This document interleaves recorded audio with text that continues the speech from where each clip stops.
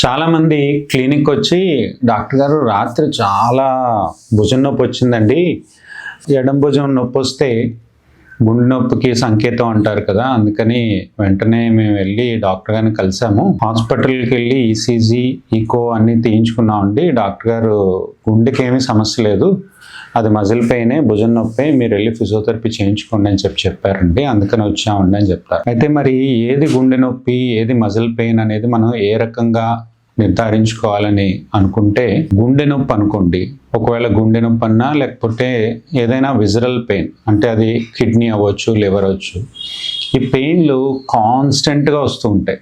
అంటే మీకు మూమెంట్తో ఆల్టర్ అవ్వవు అనమాట. అంటే మీరు పడుకున్నా, కూర్చున్నా, నిల్చున్నా, ఎలా ఉన్నా కూడా ఒకే రకంగా పెయిన్ వస్తూ ఉంటుంది. దాంతోపాటు మీరు నొక్కారనుకోండి, పాల్పేట్ చేశారనుకోండి, నొప్పి ఏమీ మారదు, ఇంటెన్సిటీ మారదు. మీరు నొక్కినా కూడా ఒకే రకంగా నొప్పి వస్తూ ఉంటుంది అనమాట. ఇలా నొక్కినా కూడా పెయిన్ అలా వస్తూనే ఉంటుంది. అదే మజిల్ పెయిన్ అనుకోండి, మూమెంట్తో ఆల్టర్ అవుతూ ఉంటుంది. కూర్చుంటే ఒకలా ఉంటుంది, నించుంటే ఒకలా ఉంటుంది, పడుకుంటే ఒకలా ఉంటుంది, ఇలా పెట్టుకుంటే ఒకలా ఉంటుంది, ఇలా పెట్టుకుంటే ఒకలా, మూమెంట్తో ఆల్టర్ అవుతుంది అనమాట. అలా మూమెంట్తో ఆల్టర్ అయ్యే పెయిన్ మజిల్ పెయిన్ అనమాట.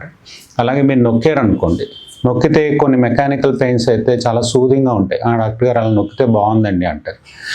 లేదు, మామూలుగా కొన్ని పెయిన్స్ అయితే ఇలా నొక్కితే అగ్రివేట్ అవుతాయి.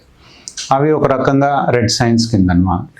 సో ఇలా మూమెంట్తో అలాగే పాల్పేషన్తో మారేటటువంటి పెయిన్స్ మజిల్ పెయిన్స్లోకి వస్తాయి అన్నమాట.